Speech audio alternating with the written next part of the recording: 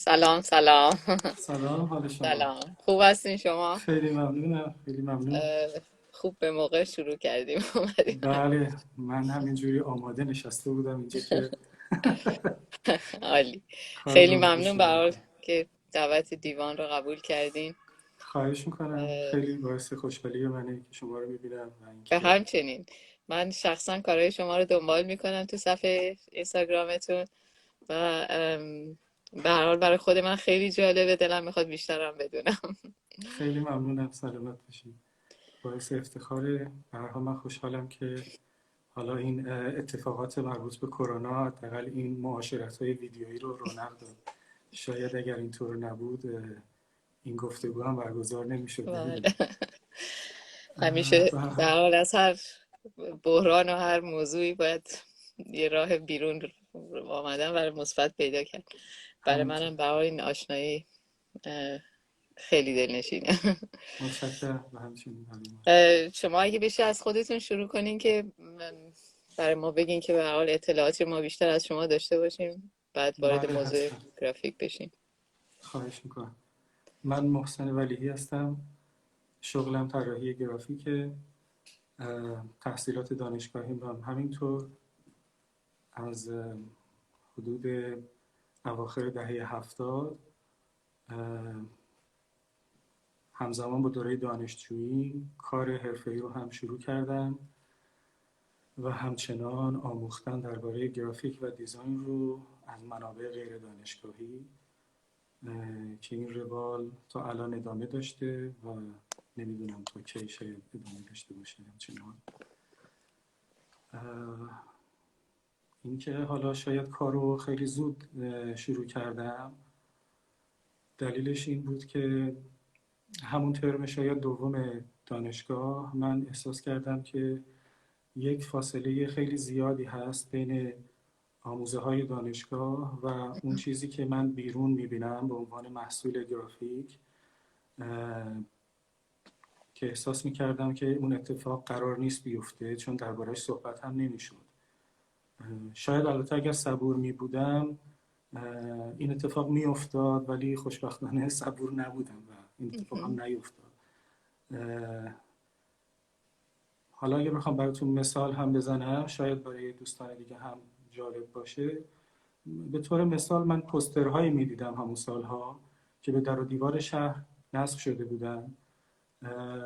توی طراحی اینها اغلب از عکس استفاده شده بود، عکس‌هایی که با هم دیگه به نوعی ترکیب و تلفیق شده بودن که من نمیدونستم چطور. و اینها همه نوشته هایی داشتن که خیلی نوشته های تمیز و مرتب و شیکی بود به اصطلاح، یعنی شبیه به اون چیزی بود که مثلا توی مجلات من میدیدم و باز من نمیدونستم که چطور اینها رو توی کار میارن. اون زمان کامپیوتر هم نداشتم، خیلی هم مرسوم نبود واقعا. خیلی ها نداشتن، خود دانشگاه هم نداشت. استادای ما هم فکر میکنم اغلبشون کاملا بیگانه بودن با کامپیوتر. ولی این موضوع فقط کامپیوتر هم نبود. به هر حال برای رسیدن به یک کار حرفه‌ای پس از طراحی شما باید چیزهایی رو بدونید از لیتوگرافی، از عکاسی، از چاپ، که اینها باید در راستای همون مقدماتی باشن که به عنوان طراحی به شما آموزش داده میشه. اون چیزی که ما تو کلاس‌های پوستر داشتیم حداقل تا پایان دوره لیسانس همچنان همین روال بود. این بود که ما هر بار باید میرفتیم مقواهای رنگی میخریدیم و تصاویر رو از مثلا مجلات کلاژ میکردیم روی این، یا اینکه با گواش طرحهایی روش میکشیدیم. نوشته ها هم با مثلا شابلون یا الگوهای حروف، یا اگر استعدادی در خط و طراحی حروف داشتی، چون این رو هم آموزش میدادن در دانشگاه، خودت این نوشته ها رو هم باید عملا روی کار نقاشی میکردی. ما یک کاردستی می ساختیم کمی پیشرفته تر از اون چیزی که به عنوان روزنامه دیواری توی مدرسه ها قبلا ساخته بودیم، اما بعدش رو نمیدونستیم باید چه بکنیم و کسی هم، من یادم نمیاد راجع به این موضوع اصلا با ما حرف زد تا آخر دوره لیسانس. جالبه بدونید که ما حتی کلاس آشنایی با چاپ هم داشتیم، اما کلاس آشنایی با چاپ ما شاید چون معلم جوانی داشت، نمیدونم، کلا با این پیش فرض بود که ما داریم با کامپیوتر کار میکنیم و اون کارهایی که با دست انجام دادیم قرار نیست که تولید بشه.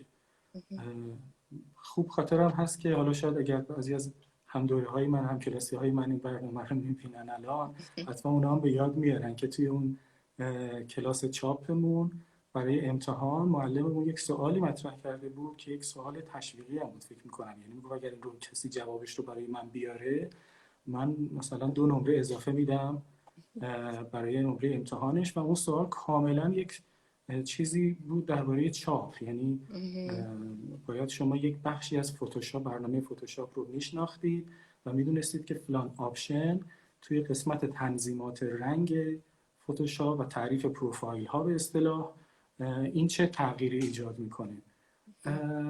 خب ما اینها رو مستقل از هم بدونیم که به هم بتونیم وصل کنیم داشتیم یاد میگرفتیم. بنابراین من از همون ترم شاید واقعا دوم بود به این نتیجه رسیدم که خوبه برم بیرون از دانشگاه کار رو یاد بگیرم. شروع کردم به رو انداختن به استادها. طبیعتاً از بعضی جواب رد شنیدم، بعضی هم راهنمایی های اشتباه میکردن. مثلا یکی میگفت اگر بلدی کاریکاتور بکشی من شما رو معرفی میکنم به یک نشریه‌ای به عنوان کاریکاتوریست، که خب من اصلا دلم نمیخواست که برم کار کنم برای اینکه پول در بیارم. در واقع هدفم این نبود، دلم که میخواست پول در بیارم ولی هدفم چیز دیگری بود. تا نهایتاً خوششانسی آوردم و یکی از استادهای خیلی خوبمون که ما باهاشون درس طراحی حروف داشتیم اتفاقا در دانشگاه، ایشون بنده رو پذیرفتن به عنوان کارآموز در دفترشون. ایشون البته خوشنویس بودن، الان هم خوشنویس به نامی هستن. حالا ازشون هم نام میبرم و سلام میکنم بهشون. آقای حمید عجمی به گردن من بسیار حق دارن. عرض کنم که ایشون اون سالها تا جایی که من میدیدم کار اصلیشون طراحی گرافیک بود، یعنی حداقل درآمدشون از این راه بود. اون سالها کلاس‌های خوشنویسی هم یک روز در هفته من میدیدم دارن در اغلب سال، ولی کلاس‌های خوشنویسیشون هم رایگان برگزار میکردن. بنابراین من رفتم وارد یک دفتر گرافیک شدم، نه یک دفتر خوشنویسی، که استادم خودش کار گرافیک میکرد، کاملا حرفه‌ای بودن، سیستم‌های خیلی بروز و حرفه‌ای داشتن و نه تنها خود ایشون بلکه فکر میکنم حداقل 2 همکار دیگه همشون داشتن. یکی دیگرشون از استادای دانشگاه خودمون بود و من در اون مجموعه خیلی چیزها یاد گرفتم که به اون هدفی که داشتم، هدف حرفه‌ای شدن، به کشف اون رازی که دنبالش بودم که چطور کار میتونه کار حرفه‌ای بشه و شبیه بشه به اون چیزی که من بیرون میبینم، خیلی نزدیک شدم. علاوه بر این حضور توی اون مجموعه خیلی برای من روابط خوبی هم ایجاد کرد، چون اونجا محل رفت و آمد هنرمندا و دیزاینرهای مختلفی بود، از مجسمه ساز، نقاش، گرافیست، خوشنویس، فیلمساز و عکاس، بگیر تا احتمالاً چیزهای دیگه که من یادم رفته. و اگر امروز من با برخی از این آدم‌های سرشناس سلام علیکی دارم، نتیجه همون اقدامی بود که اون روز توی دانشگاه کردم و با اینکه برام سخت بود جواب نشنیدن، شروع کردم به درخواست کردن از استادهام که من رو به عنوان کارآموز توی دفترشون قبول کنم. بعد از اون هم به هر حال دوره کارمندی بود. نمیدونم راجع به اون هم لازم الان توضیح بدم. آره دیگه، جالبه چون به هر کسی بخواد این مسیر رو بره بدونه که راه چیه. بله، من در یک شرکتی که بیشتر خدمات گرافیک میدادن تا بخوام بگم شرکت تبلیغاتی بودن یا شرکت طراحی، در اونجا مشغول به کار شدم و اصلا نیتم هم این بود که با چاپ آشنا بشم. تازه اون زمان چاپ دیجیتال اومده بود در ایران. فکر میکنم اولین دستگاه رو چرا در تهران فکر کنم نصب شده بود و بعد در اصفهان شاید، حالا خیلی مهم نیست، ولی به هر حال این خیلی تکنیک جدید و نوعی بود که به صنعت چاپ اضافه شده بود و من همچنان البته به توصیه همون استادم رفتم که از این شیوه جدید سر در بیارم. اون موقع ما تصور میکردیم که چاپ دیجیتال جای شاید چاپ افست رو هم خواهد گرفت که این اتفاق نیفتاد، ولی به هر حال تجربه خیلی مفیدی بود برای من. من شاید 2-3 ماه دیگه سر در آوردم و برام ماجرا تموم شد. بنابراین رفتم بخش طراحی و آتلیه گرافیک اون مجموعه. مدت زیادی من تو مجموعه نبودم، فکر میکنم شاید 1-2 سال بود. طبیعتاً اونجا هم واقعاً یکی از بزرگترین حسن‌هاش برای من همین روابطی بود که پیدا می‌کردم. اونجا هم باز محل رفت و آمد بسیاری از هنرمندان بود. من همکاران بسیار خوبی داشتم، هنوز دوستان بسیار بسیار نزدیک من و خوب من از اون مجموعه هستن و عملاً یک شبکه گسترده‌ای از شاید هنرمندها و دیزاینرها به نوعی به اون نقطه وصلن و ما گاهگداری این وجه اشتراکمون رو بابت کار کردن در اون مجموعه پیدا میکنیم. پس از اون هم من کار خودم رو شروع کردم. یعنی البته باید اعتراف کنم که خود ناخواسته هم بود. واقعیتش رو بخواید اگر اتفاق می افتاد من دوست داشتم که همچنان برم در یک شرکت دیگری کار بکنم. نه به خاطر اینکه کارمندی رو دوست داشتم، به خاطر اینکه فکر می‌کردم همچنان تجربه‌های بیشتری هست برای یاد گرفتن و هنوز هم معتقدم که البته واقعا بستگی داره به هدف آدم‌ها که بخوان چی بشن در آینده، ولی اونطور که من برای خودم متصور بودم و دوست داشتم فکر می‌کردم که روش درست این بود که شما در یک مجموعه درست در کنار آدم‌های درست و کاربلد قرار بگیری. طبیعتاً پروسه یاد گرفتن برای شما خیلی کوتاه‌تر خواهد شد و اگر از من امروز بپرسن که در این مدت چه کردی که فکر می‌کنی شاید اشتباه بوده، شاید همین زود مستقل شدنم بوده برای من، چون ناچار شدم خیلی چیزهای دیگر رو که مربوط به رفتار حرفه‌ای بود نه لزوماً طراحی، اینها رو مجبور شدم خودم یاد بگیرم و این خیلی از من وقت و انرژی گرفت. برای جستجو کردنش کتاب خوندن، اینترنت رو گشتن، از دوستانی که کاربلد هستن پرسیدن، باهاشون مشکلات رو مطرح کردن و از تجربه های اونها شنیدن و بعد تجربه های اونها رو آزمایش کردن. این سیستم آزمایش و خطا خیلی وقت گیر میشه. از این بابت من فکر میکنم که شاید اگر من جذب مجموعه دیگری میشدم با تجربه های بهتر میتونست من رو بیشتر کمک بکنه. ولی حالا به هر حال گاهی مسیر زندگی به یک سمتی میپیچه که خیلی هم پیش بینیش نمی‌کنی و شاید هم همین لذت بخشه و بالاخره این هم ویژگی‌های خودش رو داره. خب بعد وقتی شما کار خودتون رو شروع کردین تو اون مرحله در واقع چطوری شروع شد؟ چجوری با چی روبرو بودین؟ یعنی باید دیگه آدم باید ایده‌های خودش رو پیدا کنه در واقع، نه؟ بله این هست. فکر میکنم که اون موقع خیلی مشکلی از این بابت نبود. یعنی برای من یک دلیلش هم این بود که حالا فکر میکنم شاید همچنان هم خیلی وقتا اینطور هست، خیلی انتظار زیادی هم از طراحی گرافیک یا از کلا دیزاین در بازار کار وجود نداره. یعنی کار شما میتونه خیلی بد طراحی بکنی و کارت رو هم میخرن. مثلا این تا یه حدی قابل قبول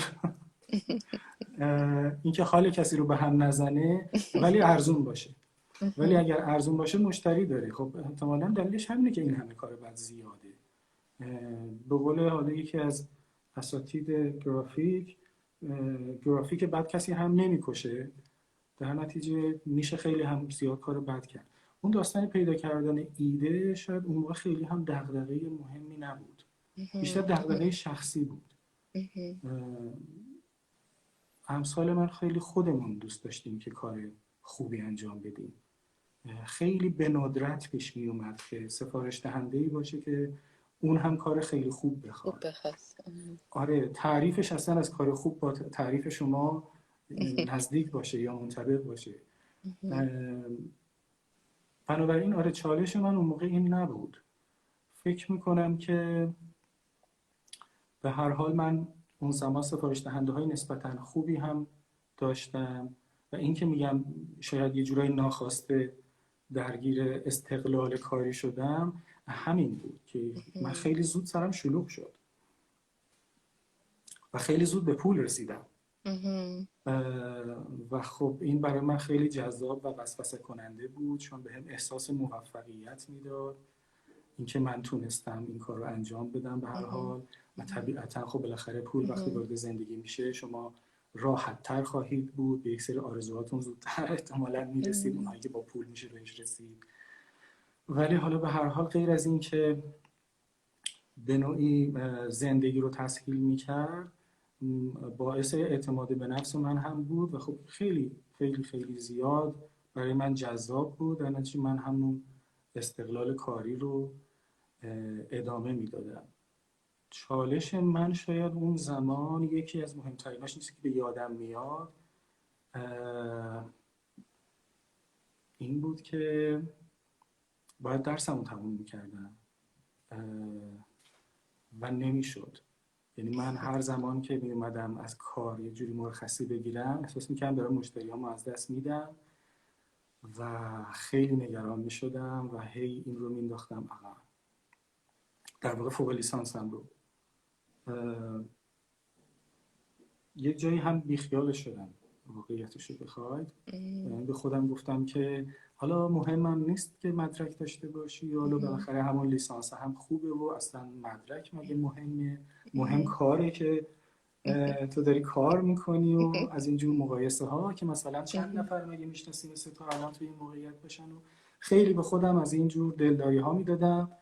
گاهگداری هم مثلا کسانی رو که این یکی مسیر جدایی از تحصیلات آکادمیک رو پیموده بودن و موفق بودن رو برای خودم مثال می آوردم که ببین مثلا اونها هم اینطور بودن و اینا. ولی واقعیتش رو بخواید من اینطور نبودم. من یک اخلاقی دارم که کار ناتمام خیلی من اذیت میکنه. همیشه گوشه ذهنم هی به اصطلاح الان اینستاگرام و غیره هی بهم نوتیفیکیشن میده که من اینجا و این کار رو تمومش نکردی و این واقعا من رو آزار میداد. حالا شاید جایی اعتراف بهش نمی کردم ولی آره واقعا یک مسئله مهم بود برام که من یک جایی متعهد شدم که برم این کار رو هر جور هست تمومش کنم. و البته خب یکی از دوستانم خیلی کمک کرد، با هر زور و ضربی بود من این کار رو انجام دادم. نه خیلی سخت نبود خانم ابتهاج استقلال کاری. من کارم رو به نظرم با وسواس و با علاقه‌مندی انجام میدادم و شاید خوششانس هم بودم.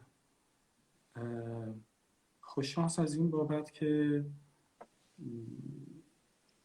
مثلا واقعا من فکر میکنم یکی از خوششانسی های ما که من که البته برای زحمت هم کشیدم، آشنایی من با آقای بهرام بیضایی بود به عنوان یکی از اولین مشتری های من در دوره‌های استقلال کاری.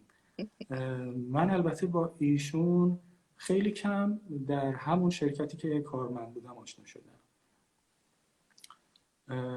ایشون در واقع مشتری اون مجموعه بودند و زمانی هم که آمدند اون موقع هم من فکر کنم در مرخصی بودم برای پایان نامه لیسانسم. کلا این دانشگاه برای ما زحمت بیشتر داشته رحمت. بنابراین من خیلی کم ایشون رو دیدم و توی اون مجموعه یک پروژه‌ای قرار بود برای ایشون انجام بشه که فکر میکنم یک ایونتی یا یک اتفاقی دوباره بازنمایش فیلم مسافران بود که اون شرکت ما هم که همونطور که عرض کردم بیشتر خدمات گرافیک و تبلیغات میداد.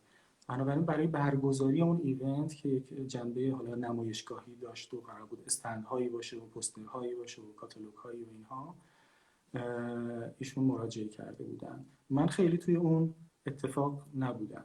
خیلی گاهگداری می اومدم، هم برای اینکه به دوستان کمک بکنم و هم که خب به هر حال مشتاق سری ویدیوهای بزنید. ایشون هم بودم طبیعتا. ولی با ایشون آشنا نشدم تا اینکه بعدها ظاهراً ایشون کتاب‌هاشون رو هم ارجاع دادن به اون مجموعه و خوششانسی من اینجا اتفاق افتاد که همکار من که مدیر آتلیه بود و مسئول انجام این کار، در واقع سفارش رو ایشون گرفته بود، از ایشون درخواست شده بود که این کار رو انجام بده، ایشون فرصت نداشتن این کار رو انجام بدن. من اینجا شانس بردم که من پذیرفتم و فکر میکنم اولین کتاب رو برای آقای بیضایی طراحی کردم و اگر اشتباه نکنم کتاب شب 1001 بود فکر میکنم از مجموعه کتاب‌هایی که برای ایشون طراحی کردم. دیدم، من رفتم دفترشون، البته به اتفاق همکارم، چون هنوز اون موقع به هر حال انتظار این بود که سفارش رو دادن به ایشون و ایشون کار رو دوست داشتن و سفارش بعدی رو دادن. فکر میکنم من توی اون مجموعه بودم 2 تا کتاب یا شاید هم 3 تا کتاب، چون فکر کنم دیوان نمایش هم که یک مجموعه 2 جلدی هست برای ایشون طراحی کردم. دیگه دیوان نمایش رو خیلی مستقل، دیگه ایشون میدونست که با من طرف میتونن اعتماد کنن. آره، من یک خاطره هم توی صفحه اینستاگرام هم نوشتم مربوط به همین کتاب دیوان نمایش هست که تقریبا اغلب ایده های من بود. شاید اینکه مثلا 2 جلد رنگ لباس آقای بیضایی روش فرق بکنه و اینکه ما برای صفحات در واقع شروع هر فصل رو هم طراحی بکنیم.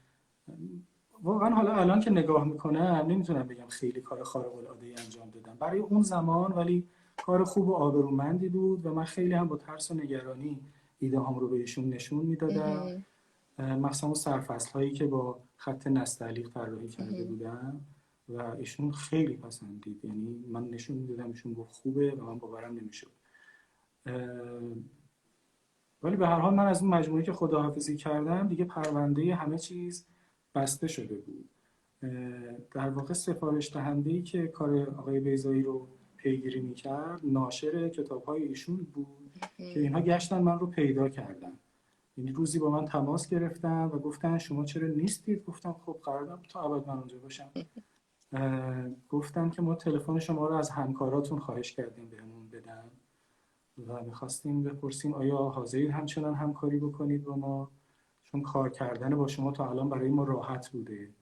ما تا به حال طراحای خیلی معروف و به نام برای کارهای بیضایی باشون همکاری کردیم، ولی ظاهرا آقای بیضایی با شما راحت‌تر کار کردن و من فکر می‌کنم اتفاقا خب من چون خیلی جوان بودم کار کردن با من احتمالاً راحت‌تر بود تا با استادان، چون کارهای قدیمی رو هم من دیدم و واقعا کارهای خیلی خوبی هستن، ولی احتمالاً این تعاملات کاری شاید با یک گرافیست جوان خیلی راحت‌تر می بود.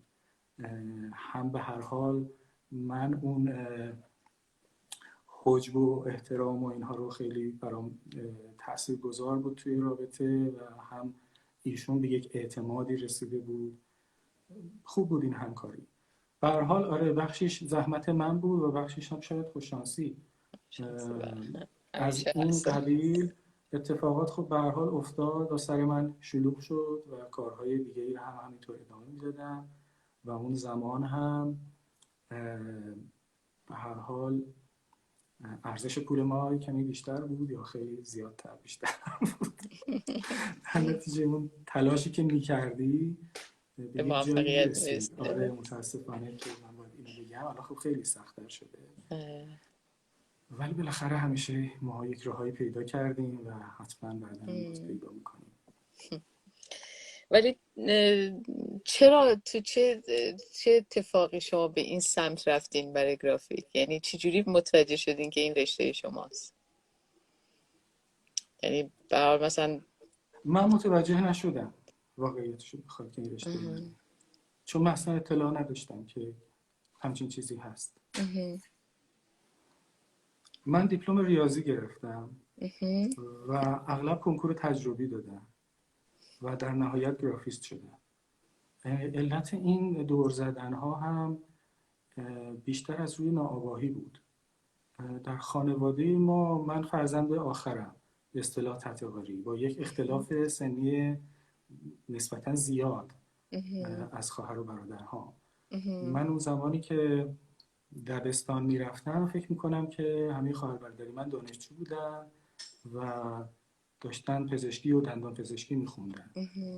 این تنها رشته‌ای بود که من باهاش به نسبت آشنا بودم و جو خونه ما هم خیلی جو مطالعاتی بود. خیلی همه مشغول درس خوندن بودن.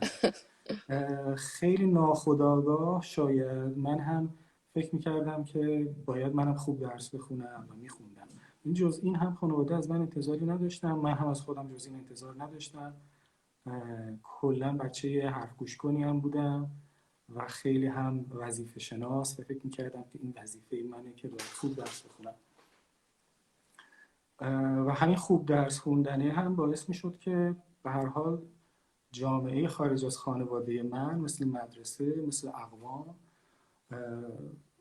این رو هم بذارن کنار اون سابقه‌ای که در خانواده وجود داشت و از من این انتظار داشته باشن که من هم دکتر آینده باشم. من هم طبیعتا فکر میکردم که همین کار رو خواهم کرد. خب به هر حال جذابم هست. به قول یکی از دبیرای ما دبیرستان، رشته های لوکس دیگه این چیزا. حالا ایشون اصطلاحش این بود ولی به هر حال جذابه. عنوان این که مثلا شما رو دکتر صدا کنن برای خیلی‌ها جذابه. همیشه این تصور بود که دکترها پول دارن، همیشه مورد احترامن. خب به هر حال من در خانواده هم کم و بیش این رو می‌دیدم و این خیلی برای من هم جذاب بود. ولی واقعیتش بخوای داستان اصلی ناآگاهی بود. من چیز دیگه ای رو نمی‌شناختم. بنابراین هدفگیری من برای همون دکتر شدن بود. با اینکه من استعدادم در هنر خوب بود، همیشه نقاشیم خیلی خوب بود. اصلا یه خاطره من در دبستان اینه که وقتی من سر امتحان نقاشیم رو بردم دادم به معلممون، گفت برو من ندیده 20 رو دادم و من خیلی کیف کردم. ولی خب من اینا رو جزو در واقع تفنن میدونستم. هرگز فکر نمی‌کردم که شغل من بخواد ارتباطی با هنر داشته باشه یا با دیزاین داشته باشه، چون دیزاینی که اصلا نمیشناختم. باید اعتراف کنم من دیزاینو بعد از اینکه درسای دانشگاه هم شاید تموم شد توی کار کم کم باهاش آشنا شدم. چون به هر حال توی کشور ما فکر کنم تو خیلی از کشورهای دیگه گرافیک با اینکه زیر شاخه دیزاینه اما جزو مجموعه هنر حسابش میکنن. استادای ما هم همین تعریف رو دارن. هنوز هم خیلی ها گرافیک رو در واقع جزو هنر میدونن. حالا وارد این فضای در واقع این بحث تفکیک هنر و دیزاین نمیشه. حالا این بار قراره یه شب دیگه راجعش حرف بزنم. ولی با این حال میخواستم بگم که اون چیزی که به عنوان استعداد هنر در من میدیدن اصلا منو تشویق نمیکرد به این فکر کنم که یک روزی بخواد این شغل من باشه. اما حالا چطور شد که من رفتم دیپلم ریاضی گرفتم. اون به توصیه و تشویق یکی از برادرهام بود که به اصطلاح خودش اگر ریاضی بخونی پایه ریاضیت قوی میشه و راحت‌تر کنکور میدی. و تصورشون همین بود که چون من بچه درس خونی هستم این خیلی کار آسونیه، در حالی که اصلا برای من خیلی کار آسونی نبود. اصلا آسون نبود، خیلی هم سخت بود. من یادمه که وقتی ایشون به من این پیشنهاد داد همونجا بهش گفتم که من درس میخونم چون که وظیفمه. یعنی من این چیزایی که بهم تکلیف شده رو میخونم. من علاقه ندارم که این همه بخونم. ولی خب به هر حال حالا یا به خاطر تربیت و طبیعت من بود یا بالاخره اختلاف سنی هامون هم تاثیرگذار بود. من چند تا پدر داشتم عملا در خانه. گوش کردم این حرف رو و رشته ریاضی رو انتخاب کردم. پشیمونم نیستم. بعدها به من تا حدی کمک کرد، نبگم خیلی زیاد ولی حداقل اون بخش هندسه در درک ترکیب بندی من خیلی کمک کرد. یعنی من در ترکیب بندی رو در تصویر با مثلا آنالیز بردارهای نیرو و اینها شاید درک می‌کردم و خیلی برای من جا افتادنش انگار راحت‌تر بود. احساس می‌کردم من راحت‌تر متوجه میشم تا بقیه دوستانم که ممکن بود فقط حسی باید این رو درک کنن نه علمی. اون دوره خب چون من ریاضی میخوندم و البته در کنارش درس‌های تجربی رو هم به این که برم رشته مهندسی بخونم من فکر کردم، ولی واقعیتش نمیدونستم رشته های مهندسی چی هم. الانم بپرسید نمیدونم خیلی.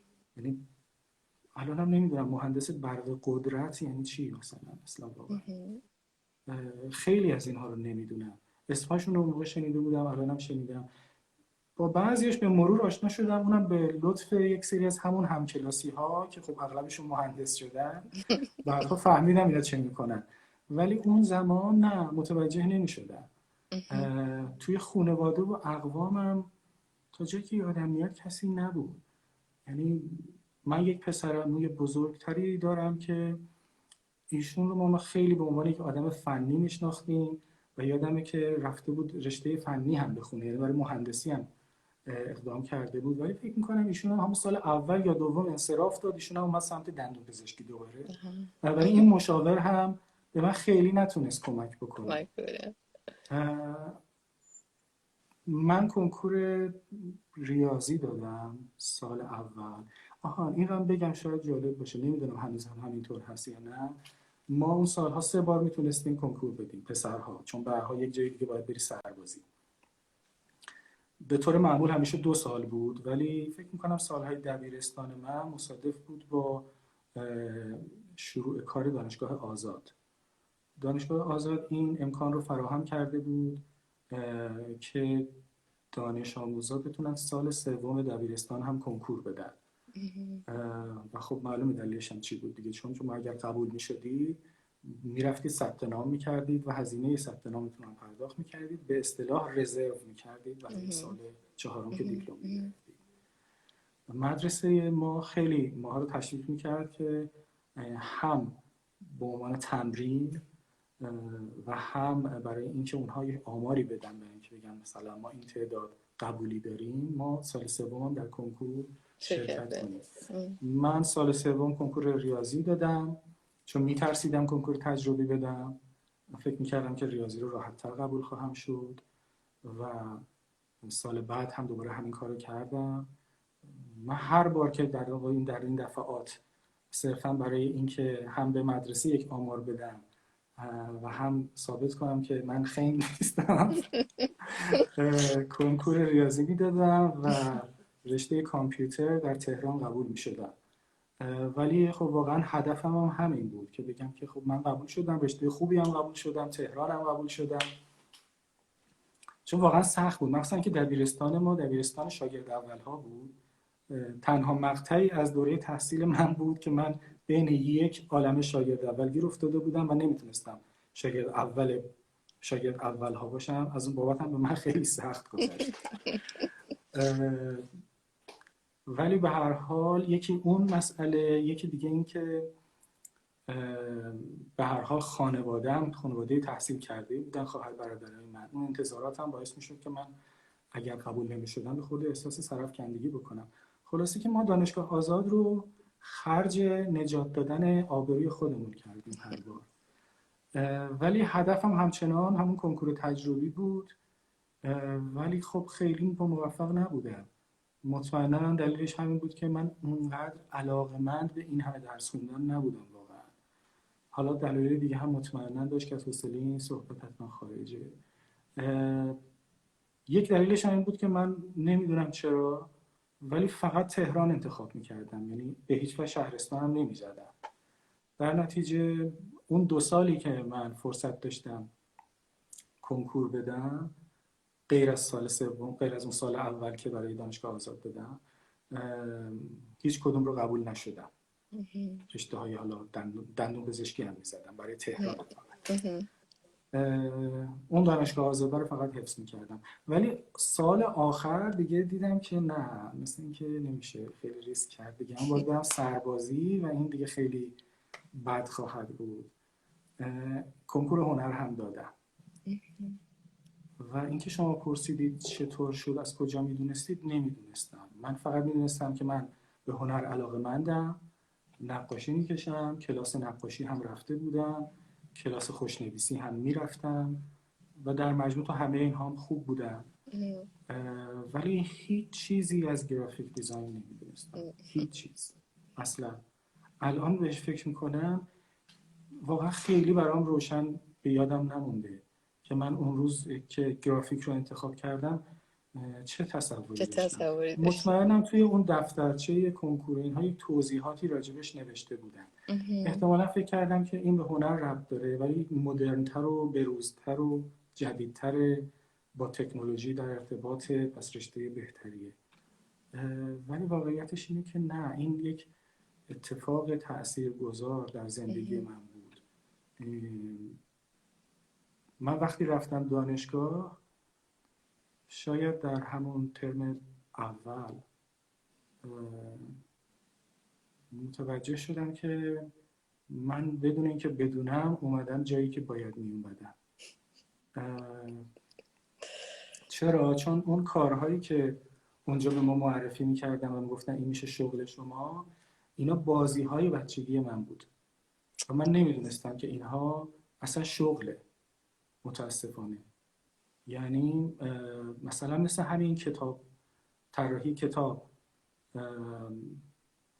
من یادمه که برادرای من یک مجموعه‌ای داشتند از کیهان بچه‌های قدیم که خیلی جذاب بود. یعنی من بعدها کیهان بچه‌های دوره خودم رو هم می‌خریدم ولی خب اصلا راضی نمی‌کرد. اون مجموعه از مجلات احتمالا شما دیده بودید، همیشه داستان‌های دنباله‌دار هم داشت، مثل خلبان بیباک، نمیدونم تارزان. حالا چون این مجموعه کاملی نبود، این داستان‌های دنباله‌دار هم همشون توش کامل نبود غیر از یک دونه. اون هم داستان شمشیر در سنگ بود.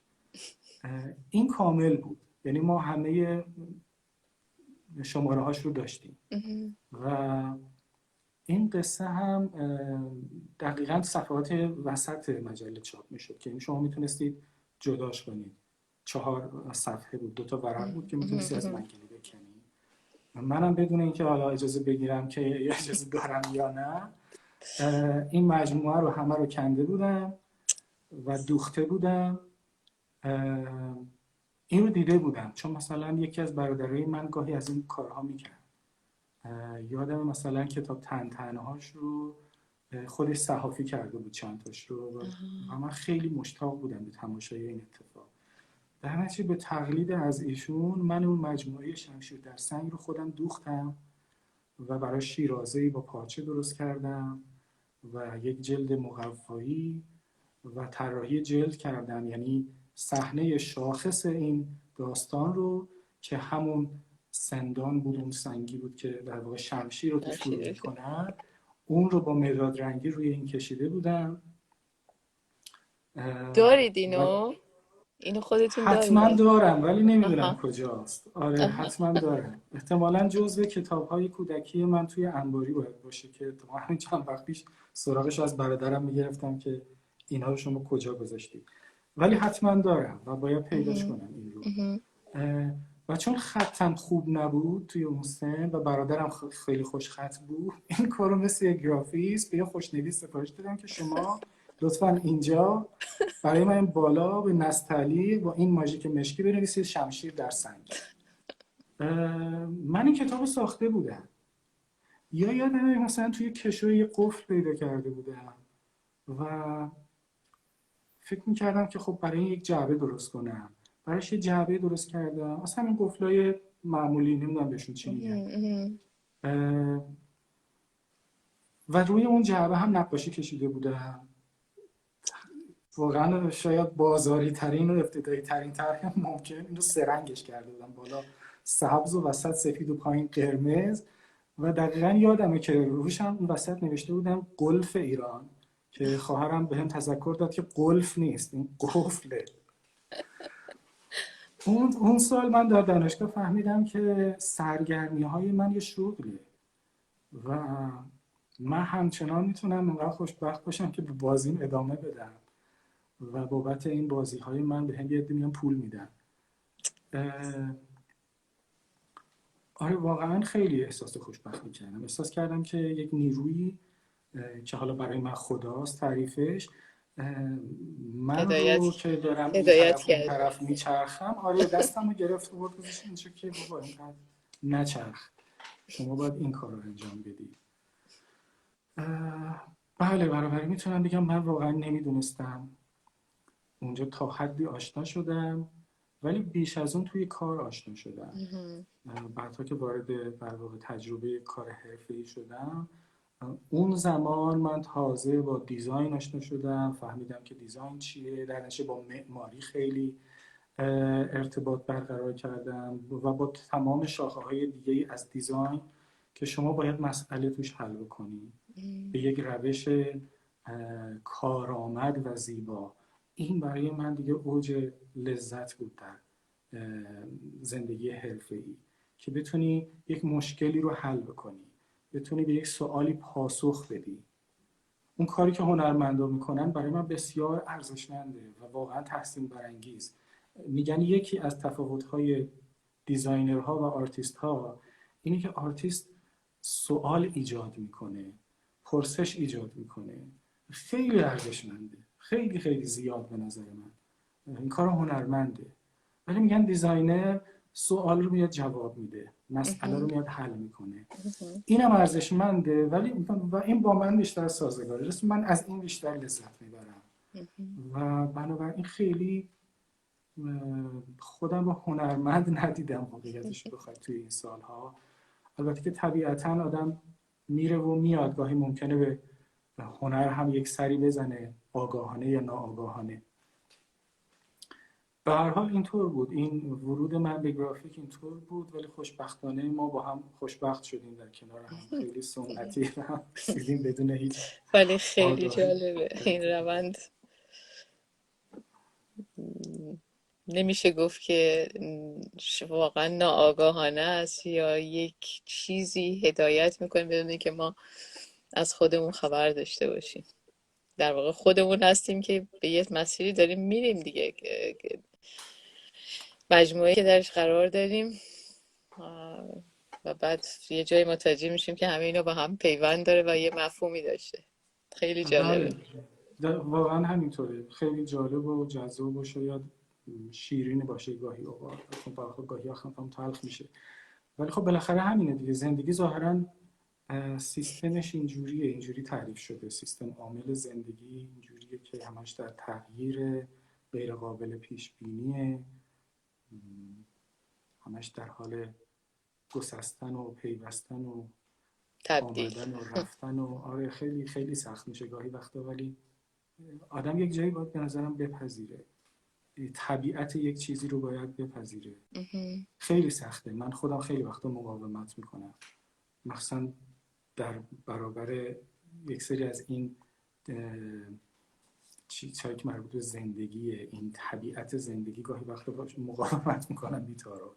ولی فکر میکنم که اون زمانی آدم راحت میشه که طبیعت یک چیزی رو بپذیره. سوال دیگه ای که شاید به هر حال همه تو این پست‌های اخیر شما به هر حال کم و بیش دیدن، این کارهای جدید شماست. این حذف کردن خیلی چیزا و رسیدن به یک موضوع جدید، طرح جدید، این چجوری اتفاق افتاد؟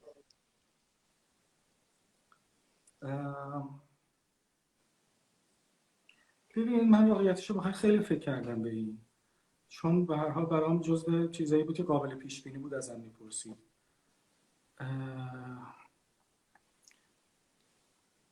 باید بگم خیلی همه چیزش رو هم نمیدونن، یه چیزایش رو باید حدس بزنن. خیلی شاید جذاب باشه که من داستانهای خوبی رو ازش تعریف کنم، چون میشه ازش داستان در آورد، ولی بذارید ماجرا رو براتون جور دیگه‌ای تعریف کنم که حداقل برای من جذاب تره. آقای کیارستمی یک فیلمی دارن به اسم مشق شب که من فیلم رو به دلایل مختلف خیلی دوست دارم و باز به دلایل مختلف جاهای مختلف خیلی ازش مثال زدم و این دفعه هم دوباره میخوام به یک دلیل دیگه ازش مثال بزنم. فیلم وقتی شروع میشه دوربین توی یه کوچه، یه خیابون نسبتا خلوتی گذاشته شده که مسیر عبور دانش آموزای یک مدرسه است. دقیق بخوام بگم خیابان خراسانی نبش کوچه فریبا در محله چیزر، محله‌ای که آقای کیارستمی اونجا زندگی می‌کردن و پسر کوچیکشون بهمن میرفت همون دبستانی که ایشون فیلم رو درش ساختن. حالا چرا من اینقدر دقیق لوکیشن رو میدونم؟ چون من هم اونجا زندگی میکنم و من هم همون دبستان میرفتم همون سالها. یعنی من اون فیلم برداری ها رو هم کاملا یادمه، ولی نمیدونستم، نه آقای کیارستمی رو میشناختم و نمیدونستم که قرار فیلمی ساخته بشه. مدرسه به ما میگفت که از تلویزیون اومدن. ما اغلب توی صف این فیلم بردار رو میدیدیم. آقای کیارستمی رو هم اگر میدیدیم نمیشناختیم، یا حالا من نمیشناختم. حالا به هر حال یه بخشی که برای من این فیلم دوست داشتن یا هم که خاطره مشترک هم ازش دارم. برگردم به اول صحبتم، اینکه شما وقتی فیلم شروع میشه این دانش آموزایی که میبینید دارن میرن مدرسه، صدای چند آدم بزرگسال رو هم میشنوید با صدای آقای کیارستمی. اونها از ایشون میپرسن که برای چی فیلم برداری میکنی؟ حالا من نقل به مضمون میکنم چون دقیقاً جملات یادم نیست. ایشون میگه که من پسرم توی همین دبستان مثلا آخر این خیابون درس میخونه و من با موضوع مشق شب پسرم در منزل خیلی مشکل دارم و با خودم گفتم که بیام ببینم که چه اتفاقی قراره بیفته، یعنی چه اتفاقی تو مدرسه میفته و تو این پروسه درس خوندن که باعث ایجاد یک همچین مسئله‌ای میشه تو خونه من یا برای من. حالا اومدم شروع کردم به فیلم برداری کردن که ببینم چی میشه. من نمیدونم آقای کیارستمی واقعا برای اینکه حالا یک جوابی داده باشن این کارو کردن، یعنی این حرفا رو زدن. با شناختی که ازشون پیدا کرده بودم حدوداً، یعنی بعدها که سخنرانی‌های دیگه‌شون رو دیدم، احساس می‌کنم نه، پاسخشون احتمالاً صادقانه بوده، چون معمولاً ایشون با صداقتشون خیلی آدم رو غافلگیر می‌کردن. ایشون یه مسئله شخصی داشتن، یه مسئله که مال خودشون بوده و در خونه خودشون بوده و برای حل کردن مسئلهشون فکر کردن میتونن از اون چیزی که بلدن استفاده بکنن و نمیدونستن قراره به کجا برسه. بعدها شاید این مسئله حل شد، من نمیدونم، ولی به هر حال این موضوع شخصی تبدیل شد به این موضوع کاملا اجتماعی. واقعا هم بود. به هر حال از اون فیلم برداری که میکردن یک فیلم سینمایی ساختن، حتما فروختند، ازش پول هم در آوردن، حتما در شناخته شدنشون بهشون کمک کرده. من نمیدونم، واقعا کلی احتمالا نقد راجع به این فیلم هست با نگاه‌های خیلی مختلف و عموما هم وقتی که منتقدا کار کسی رو نقد میکنن خیلی وقتا با یک نگاهی کارش رو میبینن که خود آفریننده اون کار اصلا چه نگاهی نداشته و گاهی وقتا متعجب میشه که آره چه جالب میشه اینجوری هم دید. داستان کارهای من هم تقریبا همین مدلی بوده خانم ابتهاج. نه فقط این کار، که کار دیگری هم که من توی اینستاگرام من منتشر کردم که توی اون کار من طراحی‌هایی می‌کردم و توی در واقع قسمت نوت گوشی آیفون با نوک انگشتم نقاشی می‌کشیدم. یعنی یک روز خیلی اتفاقی فهمیدم که یک همچین چیزی وجود داره توی گوشی و می‌تونی اسکچ‌های ساده بکشی. حالا گوشی آیفون قلم چیز مخصوصی نداره، بنابراین با همون نوک انگشت و برای من خیلی لذت بخش بود و یه کار خیلی ابتدایی هم شد. من خب این کار برای خودم انجام دادم ولی منتشر کردم. چرا منتشر کردم؟ به خاطر اینکه من یک مسئله داشتم که همچنان هم تا حدی باش درگیرم. عملا من اینستاگرام رو برای خودم یک وسیله‌ای کردم که مسئله‌ام رو حل بکنم. اون مسئله چی بود؟ این بود که من یک وسواسی داشتم تو منتشر کردن کارها. همیشه فکر می‌کردم که هر کاری، هر طرحی میتونه یک نسخه بهتر داشته باشه و تا من نرسم به اون بهترین نسخه از نظر خودم نباید این رو نشون بدم و این داشت دیگه به من یک جایی آسیب میزنه. یعنی من دیگه کارهامو تقریبا خیلی جاها نشون نداده بودم دیگه، نه وبسایتی برای خودم درست کرده بودم و نه توی شبکه‌های دیگه چندان کارهام رو تبلیغ کرده بودم. ولی واقعا اولا فکر کردم که بهتر این روال تغییر کنه و دوما اینکه اینجا هم میتونم باز هم حرف قبلم رو بزنم، من باید با طبیعت اینترنت سازگار میشدم و این رو میپذیرفتم. به نظر من اینترنت طبیعتش بروز شدنه، آپدیت شدنه و هر روز تغییر کردنه و هر روز منتشر کردنه. بزرگترین شرکت هایی که کارشون بر اساس اینترنت هست، فکر کنم به هر حال مثلا معروف تریناشون میتونه فیسبوک باشه یا همین اینستاگرام یا حالا هر کدوم که بخوایم نام ببریم. اینها تیم های خیلی بزرگ و پرجمعیتی از بهترین متخصص های دنیا دارن. حتی همیشه میتونیم از ایرانی ها هم توی این گروه ها ببینیم. دقیقا. مدام دارن تغییر میدن. به هیچ وجه منتظر نیستن که بهترین نسخه ممکن رو بسازن و بعد اون رو پخش کنن یا منتشر بکنن. نسخه قابل قبول منتشر میشه و این هر روز در حال بهتر شدنه و برای همین ما هر دفعه با یک آپدیتی از یک اپلیکیشن یا یک برنامه روبروی هستیم که گاهی وقتا نوشتن یک چیزی اضافه شده و خیلی وقتا نوشتن که یک سری باگ داشته که این باگ ها به قول خودشون فیکس شده، تعمیر شده، درست شده. این به نظر من طبیعت اینترنته و من تلاش کردم این طبیعت رو قبول کنم و به خودم بگم که دیگه نه کتابی قراره برای اصلاح کردن کاراتو حروم بشه، نه کاغذی، نه جوهری و نه مرکبی. بنابراین چرا که نه، کارها رو منتشر کن، طبیعتاً روش فیدبک هایی هم میگیری، قطعاً همشون رو هم دوست نخواهی داشت، از بعضیاشون هم چیزهایی یاد خواهی گرفت، از بعضیاشون هم نه، از برخیشون هم شاید هرس بخوری، ولی به هر حال این مواجهه خودش میبره جلو. بله واقعا میتونه ببره جلو، میتونه بعضی‌ها رو متوقف کنه گاهی وقتا و هر تاثیرگذاره. اون مسئله برای من این بوده. اینستاگرام برای من یک دفتر چرک نویس بوده. دفتر تمرین بگم بهتره تا چرک نویس، چون حالا لزوما من خطی هامو اتود هامو نمیذارم اینجا.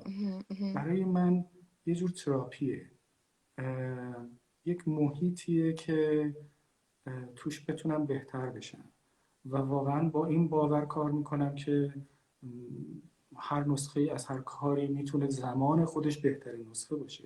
مثل همین برنامه ها که منتشر میشه، اون روز که منتشر میشه بهترین چیزیه که میتونسته باشه، روز بعد میتونه از اون هم بهتر باشه. این طبیعت اینترنته. من نمیگم وقتی انتقادی میگیرم روی کارهام هیچ تأثیر روم نمیذاره، ولی یادآوری این مطلب حداقل میتونم بگم که به همین آرامش رو میده، چون واقعا باور من اینه که آره میتونه نسخه های مختلف از یک کار وجود داشته باشه، همشون خوب باشن، بستگی داره با چه نگاهی اینها رو بهشون نگاه میکنی، با چه پیمونه‌ای میسنجیشون. ولی اینکه حالا بگم الان این کار بهتر شده و یا نشده، از این بهتر میتونه باشه بنابراین من این رو نگه دارم، نه. از اینجا شروع شد کارم ابتهاج. حتی این کارهایی که به عنوان چهره‌های مینیمال معروف شدن، اینا هم در ادامه همون رفتار من بود. یک قطعاً منشأی داشته، یک جایی چیزی در من تأثیر گذاشته، ولی نمیتونم خوب ردیابیش کنم بگم که چی باعث شد که من شروع کردم به این کارها رو انجام بدم. اولین طرحی که من طراحی کردم و منتشر کردم طرح آقای صادق هدایت بود. خب من از مدت‌ها قبل هر وقت تصویر ایشون رو می‌دیدم احساس می‌کردم که چرا صورت ایشون مثلثی هست و اون سیبیل خاصشون، عینکشون که فریم تقریباً گردی هم داشت، خیلی اشکال هندسی رو توی ذهن من می آورد. البته این در واقع آناتومی صورت خیلی چیز منحصر به فردی نیست برای ایشون. خیلی از آدم‌ها اینطورن که نسبت پیشانی به مثلا پایین صورتشون متفاوته، پیشانی پهنی دارن، چونه باریکی دارن، ولی خب خیلی ها این رو سعی میکنن یه خورده تغییر بدن. مثلا آقایون ریش میذارن، کمی این کوچکی صورت رو جبران میکنن، خانم ها مثلا شاید با موهاشون اون عریض بودن پیشانی رو، ولی اون آرایش خاصی که آقای هدایت داشت اتفاقا این وضعیت رو تقویت هم میکرد. یعنی موهاشون رو همیشه رو به بالاشون نمیکردن و اون سیبیل کوچیکی هم که میذاشتن، اون نقطه‌ای که در اون مثلث اتفاق میافتاد، برای من این شکل رو تقویت هم میکرد. حالا این چرا اهمیت داشت؟ چرا من اینطور میدیدم؟ نمیدونم. این یک جایی توی ذهن من شکل گرفته بود و من یک زمانی فکر کردم که خب پاشم اینو بکشم، چرا که نه، و این چیزی که طراحی کردم رو منتشر کنم، دیگران هم ببینن. این اتفاق افتاد و ادامه پیدا کرد. خب کم کم بعضی دوستای من استقبال کردن، برخی از همکارهام دربارش چیزهایی گفتن که برای خودم جذاب بود. یعنی اون نگاهی که اونها داشتن به این مجموعه برای من نگاه متفاوتی بود که خودم نداشتم واقعا، و بعد اونها این تجربه رو برای من جذاب‌تر کردن که من پیگیریش کنم. ولی خب حتما دلایلی داشته. اینکه حالا من سراغ هندسه رفتم شاید چون این رو هم دوست دارم بگم حتما توی این فرصتی که توی صحبت کردن با هم دیگه داریم، که کارهایی که من توی این مجموعه انجام دادم دو تا ویژگی داره. یکی اینکه هندسیه و دیگه اینکه مینیماله. سعی کردم که مینیمال باشم، یعنی با حد اقل عناصر تصویری طراحی بکنم. خیلی هستن که من میبینم کارهای شبیه به این انجام میدن، ولی عموما احساس میکنم یکی از این دو راهو دارن میرن. یعنی یا دارن طراحی مینیمال میکنن یا دارن طراحی هندسی میکنن. توی طراحی پورتره منظورمه. یعنی پورترهای هندسی میبینم که خیلی جزئیات داره. اولا که رنگ دارن، خیلی کمک میکنه. شما وقتی قراره یک نفر که موهای زرد یا نارنجی داره و رنگو میذاری برای موهاش، سریع میشناسن. اگه بخوای ترامپ رو طراحی بکنی یا کیو مثال بزنم، این پرنس هری انگلستان و موهای نارنجیش، خب خیلی کمک میکنه وقتی از رنگ استفاده میکنه. و دومی که جزئیات زیاد داره. وقتی خب هر چقدر جزئیات رو بیشتر کنی شبیه تر میشه. و بعضی هم هستن و خیلی ها میتونم بگم که کار مینیمال انجام میدن ولی هندسی لزوما کار نمیکنن. این کار خیلی زیاد اتفاق افتاده. توی فیلد کاری ما طراحی لوگو معمولا اینطوریه. ما خیلی از لوگوها هستن که در واقع پورتره، صورت یک نفر، یک آدم معروفی هستن. مثلا لوگوی KFC، اون در واقع کسی که این کمپانی رو راه انداخت خودش صورتش تبدیل شده به بخشی از لوگوی KFC. این اتفاق خیلی میفته. نمونه‌های مینیمال هم من زیاد دیدم. ولی اینکه حالا من برای خودم مسئله رو اینطور تعریف کردم که ببینم آیا از عهده‌اش برمیام که هم هندسی کار بکنم و هم مینیمال، این اتفاقی که حالا تو کار من میفته، مطمئناً شاید اون تجربه هایی که من توی طراحی لوگو داشتم و دارم روی این موضوع هم تاثیرگذار بوده باشه. من خیلی حرف زدم فکر کنم. نه خیلی جالب بود. فقط چند ثانیه، نمیدونم چقدر، 40 ثانیه هستش که اینستاگرام 1 ساعت رو قطع میکنه. میتونیم البته دوباره اگر موضوع چیز باشه میتونیم دوباره صفحه جدید باز کنیم، بستگی به خود شما داره. ولی خیلی حرفای شما جالب بود. خیلی ممنونم، لطف دارید. نوع بیانتون با صمیمیت و واقعی باز کردن و آدم رو تو اون شرایط بردن خیلی جذاب بود. خواهش میکنم. نظر لطف شماست. من از شنیدنش واقعا خوشحالم که اینطور بوده. امیدوارم دوستان دیگه هم براشون همینطور بوده باشه. میخواید من خداحافظی میکنم؟ اگر دوست داشتید میتونیم ادامه بدیم و میتونیم